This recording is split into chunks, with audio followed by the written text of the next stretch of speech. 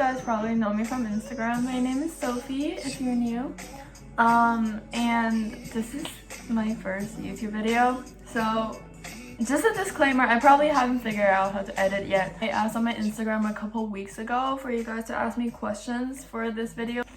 So let's get into it. Sorry that the lighting changed. So basically I'll just start out with the introduction. Like, my name is Sophie, I'm 16, from Vienna, Austria. I'm 5'10". In metric system that would be 178, I believe, or 177, I'm not too sure. Also, we'll be doing my eyebrows off screen because I need to go to the bathroom for that, and the lighting in the bathroom is not great. So let's just ignore that.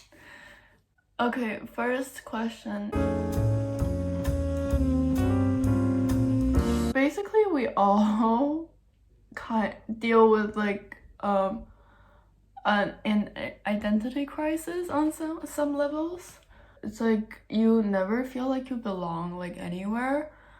Most people can say that they have like some country as like a home or just somewhere where the people see you as them, and you don't really get that as a mixed kid, at least for me, because like when I'm in China people think I'm white, and when I'm outside of China people think I'm Asian, like full both. So I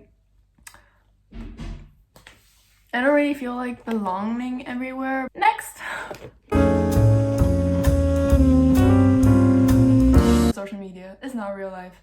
Like I do not Photoshop or like manufacture any of my photos, but obviously it's still like what, 2% or less of my life, because everyone, including you, probably only wants to showcase like the good sides of life and the things you're doing when you're like enjoying yourself. Like, you're not gonna, at least not anyone that I know of, would like just post them having like mental breakdowns or like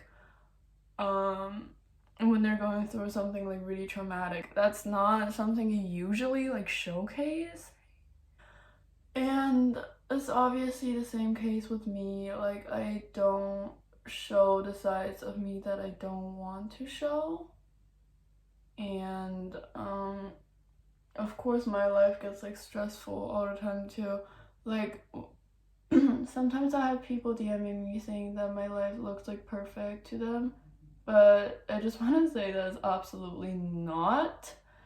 And I only show the parts of me that I want to show the outside world to protect myself. So I don't know how I rate this eye look. It's kind of like, yeah, it's fine, whatever. Next one.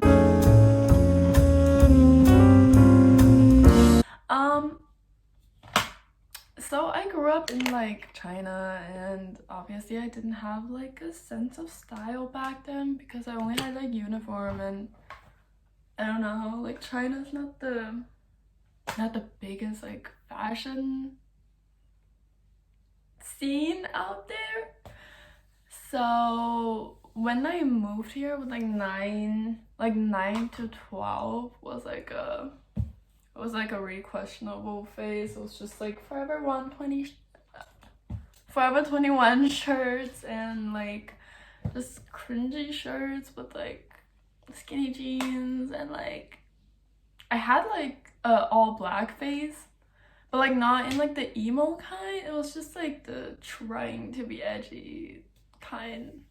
And then with like 13, I believe, I started finding those streetwear accounts, and then I was like, chains and like white jeans and brand clothing. Like, I did not own any brand clothing, but that was like not the greatest peak of fashion ever. But in that time, like one of my most viral like Instagram posts was created because I look like an e-girl. I did not have an e-girl face per se, but it kind of looked like it. Anyway, and then I don't know what happened. Like, I think in quarantine, like via TikTok and Pinterest, like I just got more of what I want in a sense. If that makes sense. I don't know if I'm making sense. Moving on. Next one. I follow a lot of girls on Instagram who I always want to like rob the closets of, but here will be the ads of those girls because I can't remember them from the top of my head.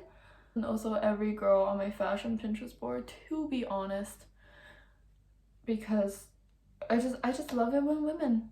I just love it when women. Oh shit. I just damaged my blush, but whatever. Alright, next.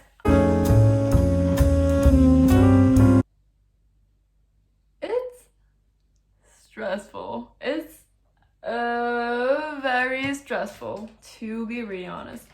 Because like this is like I'm in grade 11, I believe, and like basically the year before I graduate, and it's all my teachers just love stressing students out, bro. They're just always like, yeah, this is the most stressful year like in high school.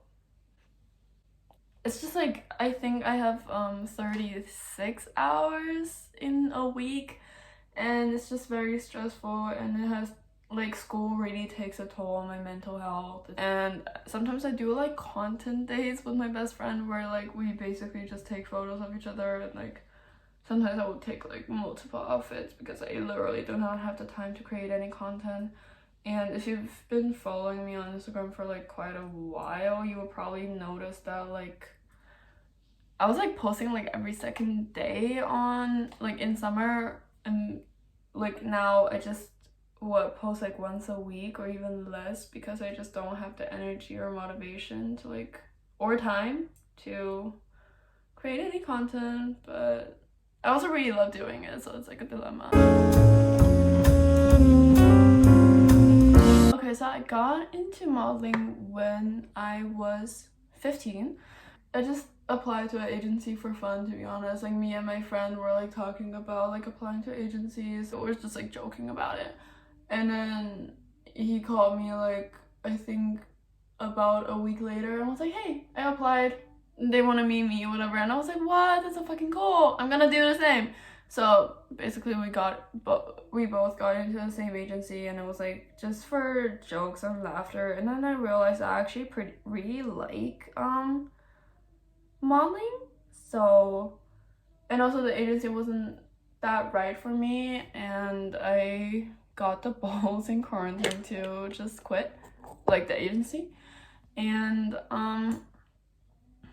after like right after I quit, I don't know, it was kind of like it was kind of eerie because like right after I quit, I didn't announce it or anything on my Instagram. I just like got a lot of inquiries for modeling jobs, and like agencies emailing or like DMing me, which like caught me off guard because I obviously didn't have that when I had an agency. And then like 2 days after I quit, I got like all these inquiries, and I was like, wow, that's nice. And I was following my current agency on Instagram, and they had like this contest with the clothing brand Nasty Gal. I'm pretty sure a lot of you guys know it. Basically, they had a contest. To enter, you just had to post a picture of yourself barefaced on Instagram, whatever, you know the drill. And the winner would get a year contract with them, and also like be an ambassador for Nasty Gal for a year, and you'll get free clothing, whatever. And I was like, yeah, sure, why not? Like, I was in quarantine, I was bored. And in the end, I actually was one of the finalists, but they took another girl. But like the agents I talked to still offered me a contract because they saw potential in me. That was like really sweet of them, and I'm really grateful for that. Also, someone else asked me for tips for modeling, and I honestly, the model industry is like so glamorized. It's not just like sitting there and looking pretty, whatever. It's like a long waiting hours, not getting casted and then feeling down about yourself, like all that kind of stuff. And it's like it's not as it's not like as glamorous and like amazing as how the media wants you to see it, because like what the media presents is mostly just like celebrity kids. It's like you can't look up to those people being like, hey, I want to be a model too because they're so cool. It's like they have way more advantages. So just maybe talk to a real model, or there are a lot of model YouTube videos. Like so many models are on YouTube just talking about their struggles. Just get a view of the actual industry and then maybe see if it's the right fit for you, if this is what you really want to do, or if it's just the glamorized version that got you like, oh, I want to try this. It's super fun. It's super fun. I want to work in that industry. I want to pursue it for my life, but it's just not for anyone. That's what I'm trying to say. Okay, so this is the finished look. Thank you a lot for tuning in and watching this, and I would say just stay tuned for further videos if this one does well, or like if I enjoy doing YouTube. So thank you. Bye.